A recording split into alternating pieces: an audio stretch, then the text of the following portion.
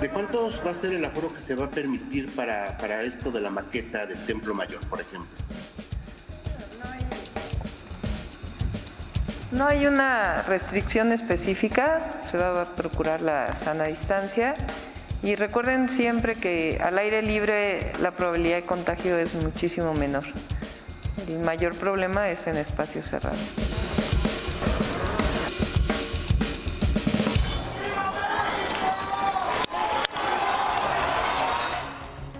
Pues confiamos en eso que dice la jefa de gobierno. Imágenes de esta tarde y tarde-noche. Una gran convocatoria se dio para la presentación de la maqueta monumental instalada en el Zócalo. Las autoridades pues intentaron que no hubiera esta gran concentración de personas, pero la lluvia jugó en contra. Y todo esto el día en que se ratificó el semáforo naranja en la Ciudad de México en tercera ola de pandemia. Buenas noches, gracias por estar con nosotros. Comenzamos con los detalles de la información. Vemos estas imágenes de aglomeraciones también cuando a nivel nacional la curva de contagios de coronavirus sigue subiendo. En las últimas 24 horas se registraron 22.758 contagios. Esta es la segunda cifra más alta de toda la pandemia. Solo por debajo del récord alcanzado ayer. Vemos en la pantalla los 5 días con más contagios, 3 de ellos registrados el miércoles, el jueves y este viernes. Otro la semana pasada y uno más en enero, en el peor momento de la segunda ola. Más adelante vamos a tener más información relacionada con la pandemia y el regreso a clases, pero antes de esto vamos con esta historia que presentamos anoche. Recibimos muchos comentarios, muchas gracias por todo lo que nos dicen en sus mensajes, pues a propósito de lo que dimos a conocer, un trabajo de la reportera Yoali Reséndiz, donde vimos cómo si es verdad que en un hospital público, el de Balbuena en la Ciudad de México, se cobra de manera indebida e ilegal a los pacientes para obtener alguna pieza, en este caso de ortopedia, y poder usarla en una cirugía. Fue el caso de la familia de un joven internado 30 días luego de que lo operaron. Tuvieron que pagar un clavo ortopédico de una forma muy irregular y por todo lo relevante del testimonio periodístico, por todos los comentarios que nos han enviado, por las consecuencias de los actos sucedidos en ese hospital, le presentamos nuevamente ese trabajo de Yoali Reséndiz. Mi hijo le pasó un accidente, me lo atropellaron. ¿Qué material te solicitaron aquí? Un clavo de titanio de todas las medidas, quirúrgico. Y la verdad pues no tengo ese dinero, ya tengo más de 20 días aquí, nada. Esta es la receta que le fue entregada por médicos del Hospital Balbuena a Heidi para que comprara el clavo ortopédico que su hijo necesitaba para por fin ser operado, el cual costaría inicialmente 9,000 pesos. Heidi fue enviada por los mismos médicos tratantes con un supuesto proveedor que opera dentro del mismo hospital. Esta reportera ingresó al lugar con la finalidad de saber a quién se le pagarían esos 9,000 pesos. Desde la entrada, todos parecen estar familiarizados con el procedimiento. En el primer filtro, la policía de turno indica que la proveedora se encuentra localizada en el primer piso perteneciente al área de la jefatura de ortopedia. Yo soy tía de Aarón, vengo a pagar su material. ¿Ah, de un paciente? Sí. Ah, ¿de qué? Es que me había... ¿Derecho? Gracias. Un médico admite que sí hay proveedores, mientras que una enfermera me remite a la jefatura de ortopedia. Joven, buenos días. Para pagar material. Para pagar material, tiene que ser con los proveedores. No, me dijeron que aquí. No, aquí no vemos nada de eso. Pase con ortopedia. Acá derecho. Gracias. Y es aquí cuando ocurre el primer contacto con la supuesta proveedora.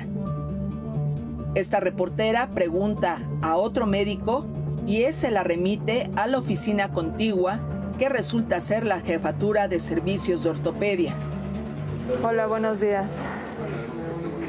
Disculpe la pregunta, ¿dónde se paga el material? ¿Pero dónde los encuentro? Debieron darles alguna forma de contactarlo con ellos en su receta. Ah, en la receta. A ver, ¿me puede ayudar? Muchas gracias. La siguiente voz es de la proveedora que cerrará la venta del clavo ortopédico. Ella se encuentra con el jefe de ortopedia, el doctor José Antonio Peñafort García, y es él quien le ordena atenderme. Hola, buenos días. Tengo una pregunta. No sé con quién pagar el material que le... 121. ¿Esto qué? 121. El doctor Salvador Rosas. Salvador Rosas, sí. Muchas gracias. Ayer habló su mamá conmigo, doctor. Sí, necesito un clavo. Ajá, y ya traigo el dinero. Pero... Sí, ya tiene tiempo aquí, doctor. Sí. Ah, sí, ya me acordé. Su mamá sí, estaba en una Palapa, situación. sí, por el apellido. Sí, velo, por favor, sí. Qué bueno que te llamé. Muchas gracias. No, Gracias. Ahí afuera, por favor. Ah, sí. El pago de los 9,000 pesos que inicialmente costaría el clavo ocurre no en la caja del hospital, sino a escondidas, en el descanso de una escalera. La proveedora asegura que no eran 9,000 pesos, sino 14,000. Le dije que en 15, 14, ¿no? ¿14? Le dije en 15. Ah, sí. Ella me dijo que 10, menos de 9, creo. Ah, No, 9,000. No me dijo que... 14. No, me dijo 9,000. De hecho, traigo 10,000.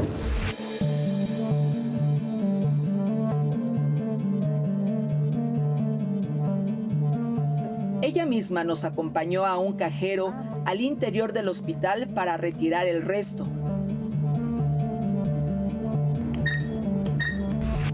Una vez que se retira, el dinero se le quiere entregar, pero ella prefiere que sea en otro lugar.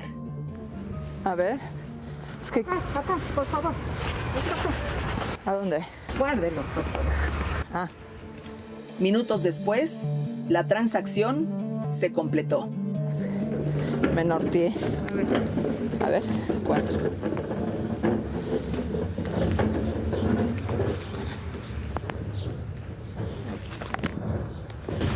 Préstame la nota, por favor. Sí. Y ya, de todos modos, yo le aviso, le mando un mensaje al doctor Rosas, que ya está el pago. El pago.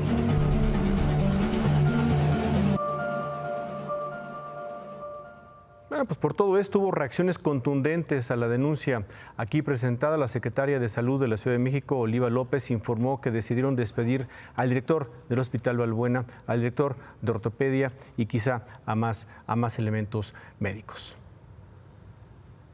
Es inaceptable esta situación. De inmediato, a partir de la denuncia, procedimos y el día de hoy el jurídico muy temprano ya estaba levantando las actas administrativas, enviando al órgano interno de control, haciendo las denuncias necesarias y además la renuncia instantánea tanto del director como del jefe de servicio de ortopedia, como de los médicos que se mencionaron en la denuncia. Entonces, vamos a hacer además una auditoría al servicio de ortopedia y también un trabajo exhaustivo en otros hospitales para impedir que estas prácticas corruptas permanezcan. Bueno, la jefa de gobierno, Claudia Sheinbaum, habló también de las investigaciones que van a realizar a partir de esta denuncia ahí en el Hospital Balbuena. No lo vamos a permitir, es algo que no se puede permitir.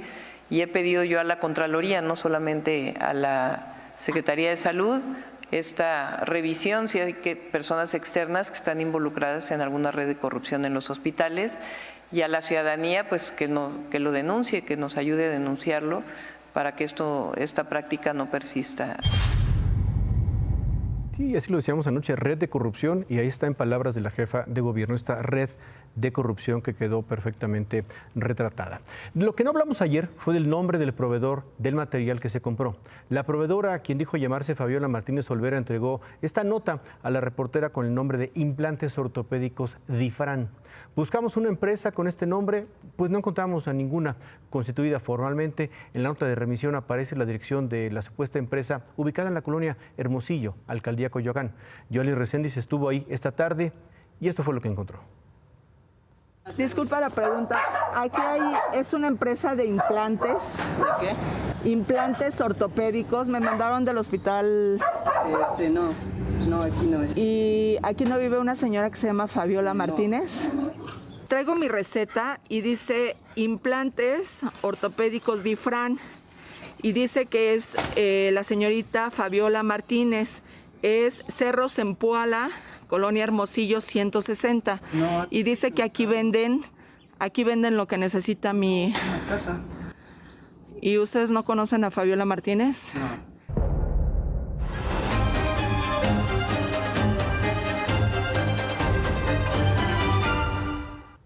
Bueno, ese fue uno de los casos. En la entrevista que nos dio anoche el diputado ahora sin fuero Saúl Huerta, nos dijo que no tenía la intención de escapar y que está dispuesto a comparecer ante los jueces que lo requieran. Esto nos dijo anoche. Aquí estoy para dar la cara en el momento en que sea requerido por un juez de control. Ahí estaré. Yo soy el más interesado en que esto se aclare. Damos por sentado que está en territorio mexicano. Por supuesto que sí, por supuesto que sí. Un inocente no huye. Entonces, sé que me vincularán a proceso, sé que iré a una prisión preventiva oficiosa, pero es la única manera institucional de enfrentar este tema. Al final, saldré adelante por una sencilla razón. Soy inocente. ¿Se presentará ante el juez una vez que, como suponemos, se gire la orden de aprehensión? Por supuesto que sí. Lo cierto es que la Fiscalía Capitalina está decidida a detener al diputado Saúl Huerta. Ya van 3 cateos a domicilios relacionados con su círculo cercano, 2 en Puebla, 1 aquí en la Ciudad de México. Este último en la casa particular de su abogado, Rafael Castillo. Ayer el diputado Saúl Huerta y sus abogados Wilfrido y Rafael Castillo fueron entrevistados vía remota en Imagen Noticias. Entrevista en la que ellos informaban que ya había una orden de aprehensión contra el diputado desaforado. Nosotros vamos a hacer las gestiones correspondientes para generar la audiencia correspondiente ante el juez de control y así se celebre la audiencia inicial en donde el diputado comparecerá por su propio pie y estará ahí presente. 14 horas después de esta entrevista, 3 personas con chalecos beige, como los que portan los siervos de la nación, aparecieron en la calle Palenque, en la colonia Piedad Narvarte, en la alcaldía Benito Juárez, justo frente al edificio donde vive el abogado Rafael Castillo. De acuerdo con testigos, estas 3 personas, vestidos así, pudieron sondear quiénes habitaban el edificio y comprobar que ahí vivía el abogado Rafael Castillo. Minutos después, a las 12:47, una patrulla de la Policía de Investigación de la Ciudad de México, agentes ministeriales y policías de investigación llegaron hasta la puerta del edificio donde vive el abogado. Se ve cómo abren la reja, mientras que la persona que hace el aseo dentro del edificio solo los ve desde lejos mientras trapea. Pasan por lo menos 2 minutos y nadie hace contacto con el señor de la limpieza. Los policías se preparan para entrar con un ariete. Un agente del Ministerio Público hace una señal al señor de la limpieza y le pide entrar. En ningún momento se ve que el Ministerio Público le muestre una orden de cateo. El señor de la limpieza se aleja, no está facultado para dejarlos entrar al edificio. El Ministerio Público da la orden de entrar por la fuerza y reventar con el ariete la puerta. Las cámaras de seguridad del edificio captaron el ingreso de 23 agentes de la Fiscalía de la Ciudad de México. Escuchamos el golpeteo de un mazo hacia nuestra puerta. Entonces, al escuchar esto, pues corrimos directamente hacia la puerta. Mi esposa llegó primero a la puerta, pero pues la puerta se venció por los golpes. Entró personal táctico de la fiscalía con armas largas por delante y pues lesionó a mi esposa en el abdomen. El cateo duró menos de una hora. El abogado Rafael Castillo asegura que fue una acción ilegal y que la mayoría de los policías de investigación que entraron no estaban facultados para ello. Ya que estaban casi literal en la cocina de mi casa, es cuando me entregaron los resolutivos de la orden de cateo. Los agentes que no estaban autorizados expresamente en la orden se salieron de mi casa. Eso quiere decir que cometieron un delito y solamente se quedaron los que expresamente vienen en la orden y que fui enlistando. Ya con ellos les mostré el interior de mi casa, obviamente pues en los lugares en donde se puede ocultar una persona, en este caso hasta cuestiones ilógicas como una alacena. No dejaron nada más, huyeron como delincuentes.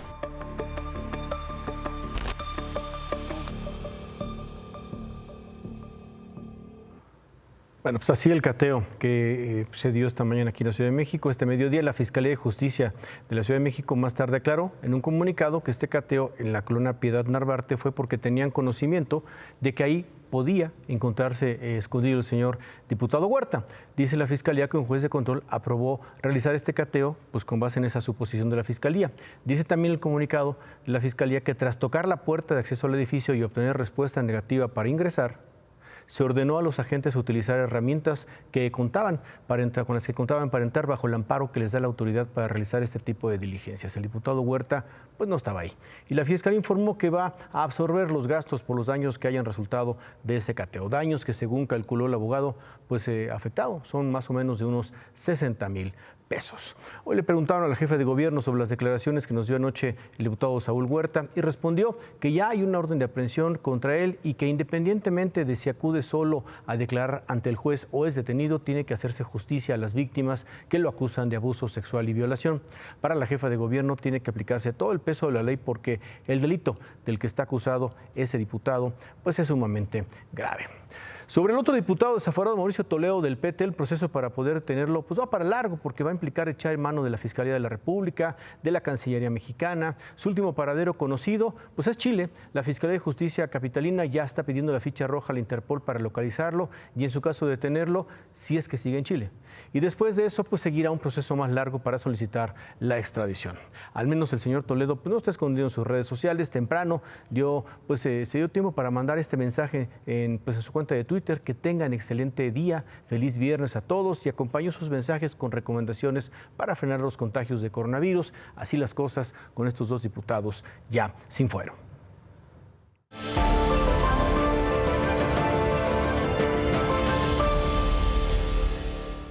El 30 de agosto, en 3 lunes, comienzan las clases presenciales en el país y en las escuelas siguen muchas dudas sobre cómo va a darse este regreso a clases.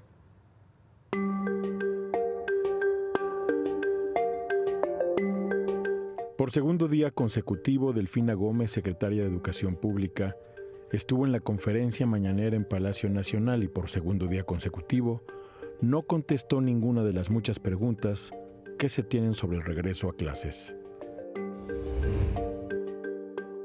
A 12 kilómetros de ahí, minutos después de las 7 de la mañana, la directora de un colegio particular llega a su plantel a continuar con los preparativos para el 30 de agosto. Hoy recibe una pareja de padres de familia a quienes, entre otros temas, les resuelve dudas sobre el protocolo de regreso a clases presenciales. Regresamos sí o sí. Tenemos protocolos muy estrictos y los vamos a seguir. La guía para padres de familia de este colegio, el Círculo Mexicano de Integración Educativa, tiene 5 apartados en 38 páginas. Uno de estos se refiere a protocolos que incluyen el uso de medidores de dióxido de carbono en salones, el ingreso a la escuela y la salida a recreos de manera escalonada, una carta de corresponsabilidad en formato QR, bancas personalizadas y sanitización de salones 3 veces al día, entre otros. Los 27 puntos de su protocolo se definieron a través de consultas, información científica y hablando con los padres de familia que dieron todo tipo de ideas, algunas imposibles de cumplir. Hay papás que me han exigido que le pague a mi personal el Uber, ¿no? Entonces uno tiene que hablar y llegar a una negociación con el papá, pues si no voy a cerrar la escuela. O sea, no puedo invertir tanto. Entonces, ¿cómo se logra convencer a una madre o a un padre de que sus hijos estén de vuelta aquí el próximo 30 de agosto? El Círculo Mexicano de Integración Educativa asegura que con información basta y científica. La incertidumbre es terrible y estar constantemente comunicándoles, informando, dando noticias, creo que eso les da también mucha seguridad. A 17 días del inicio oficial de clases, esta escuela hace pruebas en sus aulas inmersivas. Tecnología con cámaras que siguen al maestro a donde se mueve, lo retratan de cuerpo completo y es capaz de armar equipos de trabajo entre alumnos que están en el salón y alumnos que están en casa. Ellos tienen meses preparándose. No así entre secretarios de Educación, federal y locales, que reunidos hoy en la Ciudad de México, anunciaron la elaboración de una guía para el regreso presencial a la escuela en todo el país a 17 días de que llegue la fecha.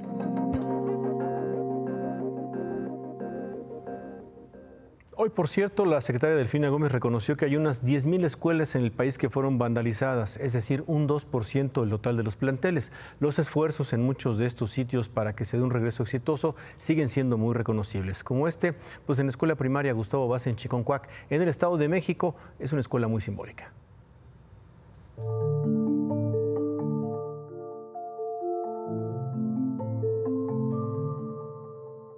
En este salón de clases, por estos pasillos abandonados durante el último año y medio, inició su carrera magisterial la hoy secretaria de Educación Pública, Delfina Gómez.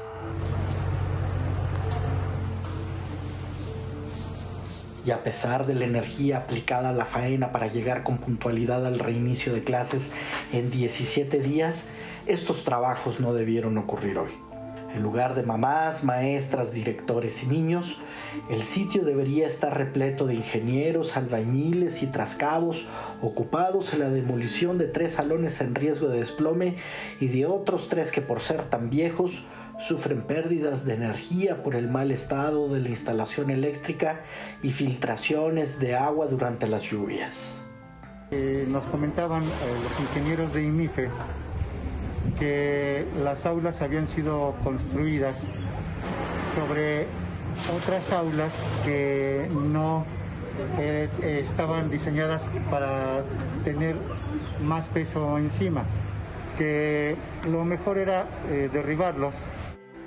La Gustavo Vaz es una primaria de 2 turnos con 760 alumnos, de los cuales 93 estudian en los salones construidos sobre un techo de 2 aguas. Ahora esa parte de la escuela se parte en 2.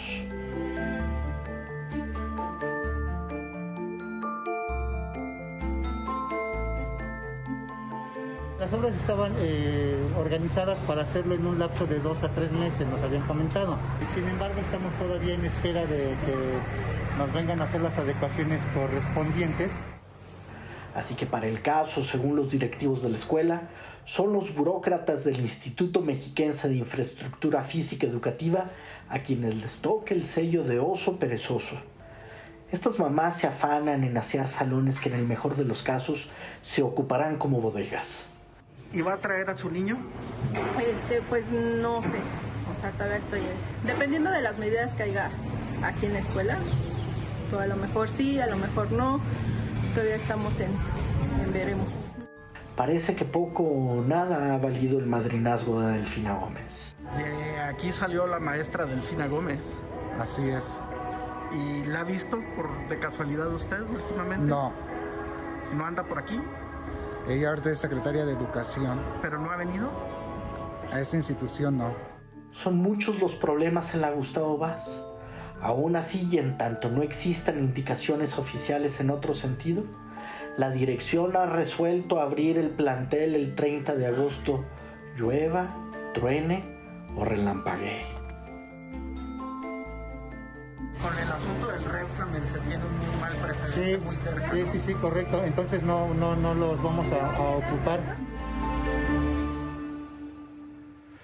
La semana pasada informamos que el Reino Unido colocó a México en su lista roja de viajes por el riesgo de COVID, es decir, los mexicanos no podemos hacer turismo en el Reino Unido.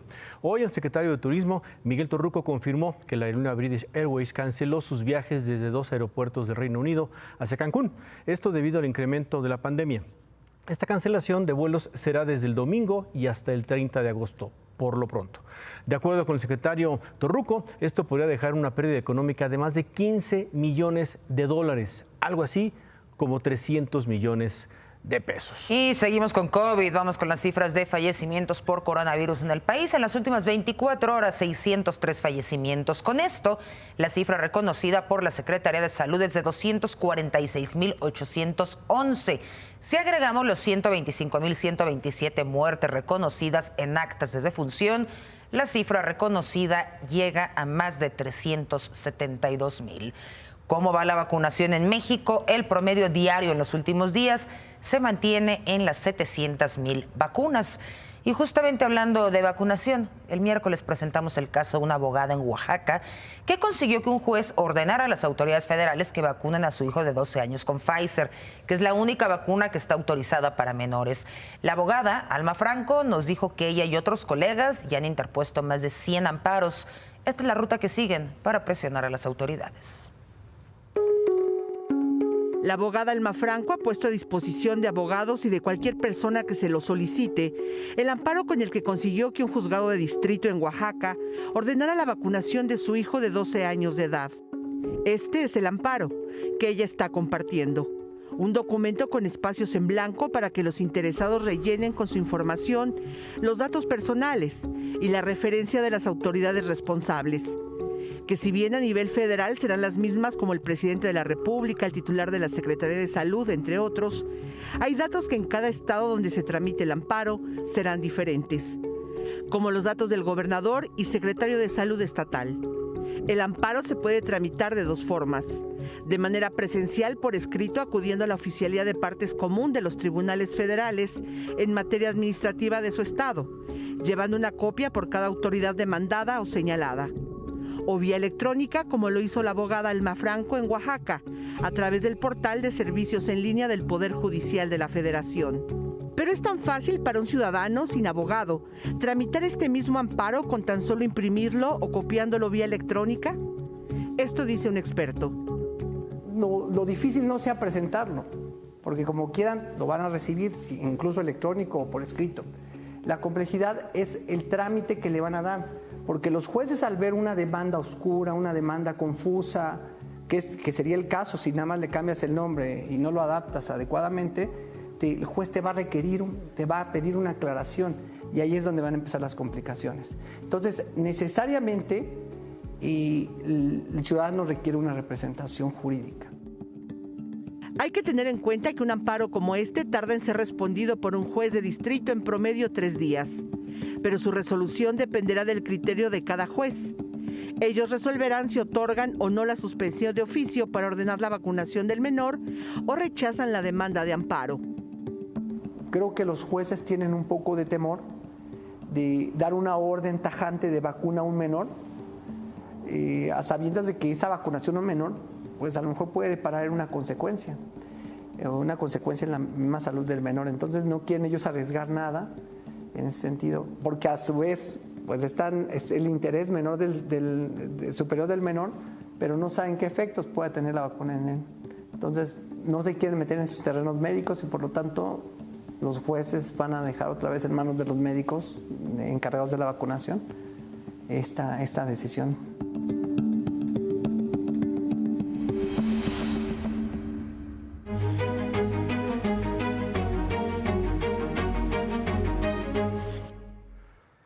Esta mañana el presidente López Obrador pasó revista a la recién constituida Comandancia del Ejército Mexicano. Ahí el presidente hizo este reconocimiento a las Fuerzas Armadas. Por eso sostengo que el apoyo más importante que ha recibido el gobierno que encabezo es el que me han brindado la Secretaría de la Defensa y la Secretaría de Marina. Las acusaciones de que estamos militarizando al país carecen de toda lógica y en su mayoría de la más elemental buena fe. La creación de la Comandancia del Ejército es una transformación institucional de la Secretaría de Defensa que busca optimizar su funcionamiento. Esta será la función precisamente de la Comandancia del Ejército.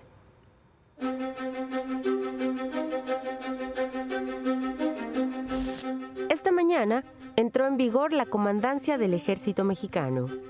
Esta nueva figura dentro de la Secretaría de la Defensa tendrá 3 objetivos: el adiestramiento de los elementos militares, modernización de equipamiento y revisión de las tácticas militares.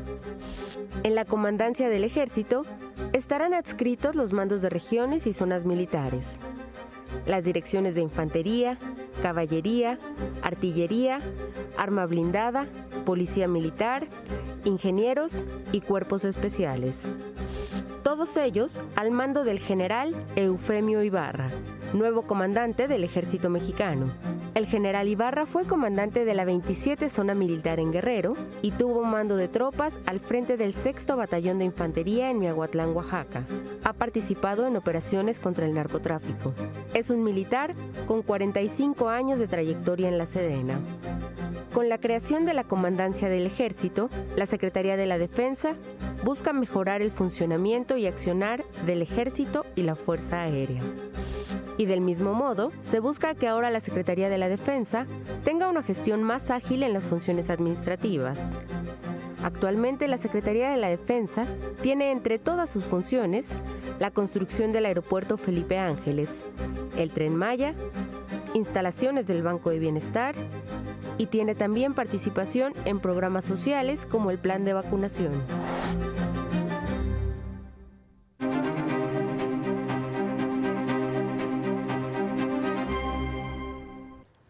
Y con mucha expectativa se firmó hoy el memorándum de entendimiento entre la oposición venezolana y el gobierno de Nicolás Maduro. La sede finalmente fue el Museo de Antropología en la Ciudad de México.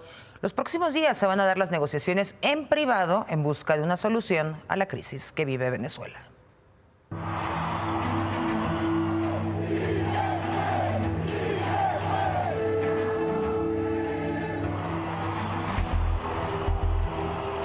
Hay que dialogar hasta con el diablo. Claro que vamos a dialogar con el diablo. A pesar de los insultos y las ofensas, la oposición y el gobierno venezolano finalmente iniciaron con los diálogos de la Ciudad de México. Pasaron 2 años sin que hubiera acercamientos. Hoy, el anfitrión, el canciller Marcelo Ebrard, dijo que México será respetuoso y solidario, dejando claras las expectativas del momento. Decirles que toda la comunidad de América Latina, el Caribe y del mundo entero tienen los ojos y los mejores deseos puestos en ustedes. Las mesas de negociación serán privadas, pero se hizo oficial el listado de puntos que abordarán. Los principales son las garantías electorales para todos los venezolanos, la demanda histórica de la oposición para llegar a elecciones libres, el levantamiento de sanciones económicas por parte de la comunidad internacional, una urgencia para el gobierno de Nicolás Maduro y el punto más importante, garantizar la implementación, el seguimiento y verificación de lo que acuerden. Después de firmar este memorando, que será la guía durante los próximos días, los representantes de la oposición y del gobierno venezolano coincidieron en lo difícil que fue llegar a este punto, pero también en la urgencia de alcanzar soluciones para poner fin a la crisis venezolana. Hoy estamos comenzando la segunda etapa de un proceso de negociación que sabemos será complejo, que seguramente tendrá momentos muy difíciles, para el cual todo nuestro equipo se ha venido preparando. Esta firma significa mucho, significa todo, porque significa esperanza. Cuidemos esa esperanza. Cada parte ha tenido que ceder parte de su narrativa para lograr un punto medio de inicio. Nuestra Venezuela está mal, está muy mal. Nuestro pueblo sufre la peor crisis de su historia contemporánea. El proceso es más que necesario. El trabajo ahora es buscar en donde encontramos puntos de confluencia para garantizar el porvenir y la felicidad del pueblo de Venezuela. Tratemos de entendernos y alcancemos a acordarnos por los que estamos vivos y por los que ya no están con nosotros. Trabajemos arduamente y que nada nos haga retroceder. Que la paz sea nuestro norte y el respeto al derecho ajeno nuestro principio. Las negociaciones seguirán durante los próximos días, pero al menos este 13 de agosto en la Ciudad de México se dio un primer paso para dar solución a la crisis venezolana. Un paso que se selló con un apretón de manos de 3 segundos. Un saludo inimaginable hasta hace poco.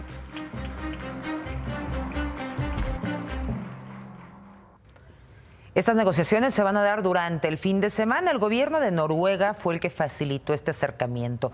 El representante noruego dijo que espera una actitud seria y constructiva. ¿Qué fue lo que dijeron en Caracas? El líder de la oposición venezolana, Juan Guaidó, tuiteó: no le sirve a Venezuela otra negociación fallida. Eso sería profundizar la crisis, que se traduce en más sufrimiento para nuestra gente. Guaidó también dijo que su compromiso es presionar para un acuerdo para Venezuela. Menos beligerante, el presidente Nicolás Maduro, que tuiteó: saludamos la firma del memorándum de entendimiento, agradecemos a México y a Noruega sus esfuerzos por la paz del pueblo venezolano. Muy bien, muchas gracias, Kimberly. Gracias, Manuel. Buen fin de semana. Buen fin de semana. Bueno, pues antes de hacer una pausa, esta noche en el Zócalo de la Ciudad de México se inauguró el espectáculo Memoria Luminosa, con la que el gobierno capitalino va a conmemorar 500 años de la conquista española. La Secretaría de Cultura calculó en unos 40,000 los asistentes esta noche. Yafet Tirado, tú estás ahí, cuéntanos. Buenas noches, Manuel. Desde aquí, desde la plancha del Zócalo, puedo decirte que fue un éxito la convocatoria del gobierno de la Ciudad de México para asistir a este espectáculo de luces y sonidos de la recreación de esta pirámide del Templo Mayor. ¿Cómo inició este evento? Bueno, pues la gente estaba tan entusiasmada por asistir que llegaron desde 4 horas antes a hacer filas aquí en la plancha del Zócalo. Estaban emocionadas, venían familias completas, venían muchos niños, venían adultos mayores. Y bueno, la molestia se generó justo por estas horas de espera y porque estaba lloviendo, Manuel. Entonces hubo un momento en el que podríamos decir que dieron un portazo, aventaron las vallas, ya no les importó a los oficiales que estaban en estas vallas, y así fue el ingreso a esta zona techada, Manuel.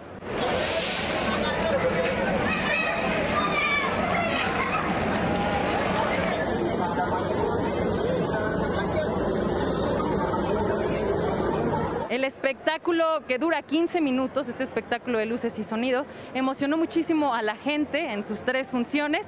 La gente aplaudía, la gente se emocionaba. También, bueno, hubo quien hizo algunos comentarios de que esta versión de la historia de la fundación y caída de Tenochtitlán era algo limitada, pero agradecieron muchísimo que se realicen eventos de este tipo, donde también es importante mencionar pues que era imposible mantener la sana distancia y mantener las medidas de seguridad e higiene, pero esta fue la reacción de los asistentes al salir de la proyección. La verdad me genera sentimientos encontrados porque por un lado pues recuerda que ser mexicano es ser mestizo, y tu lado indígena, que lo tenemos finalmente, tu lado indígena se conmueve. Fíjese, después de 500 años el mexicano del siglo XXI sigue con su lábaro patrio presente. Se me hace muy escueta, pero agradable el teocalli que pusieron aquí, muy agradable. Obviamente la historia es del vencedor, claro, y pues muchas incoherencias, ¿no? Pero pues bueno, cuando menos que sepamos un poquito con los chamacos, ¿no? Nada más. No hay sana distancia, la mayoría portaba su cubrebocas, pero pues ahora sí que complicado. Pero también en lo personal yo creo que estos 500 años sí se tenía que celebrar de alguna manera. Solo comentarte, Manuel, que este espectáculo de luces y sonido va a estar aquí en la plancha del Zócalo hasta el 1 de septiembre y tiene 3 horarios: 8:30 de la noche, 9 de la noche y 9:30 de la noche. Y pues sí, comentarle a la gente que si quieren asistir, pues tienen que venir preparados con su paraguas y bueno, sobre todo con el cubrebocas y gel antibacterial. Muy bien, muchas gracias, Yafet. Buenas noches. Buenas noches. Buenas noches. Bueno, pues ahora sí hacemos una pausa y volvemos con más información.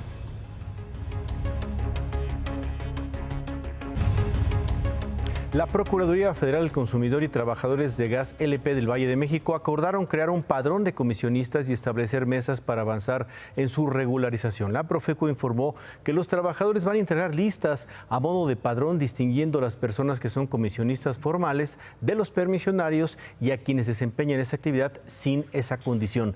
También que se planteó que haya mesas de diálogo entre trabajadores y permisionarios a partir de la próxima semana para avanzar precisamente en su regularización. Con esto nos despedimos. Gracias por habernos acompañado. Se queda con ¿Qué importa?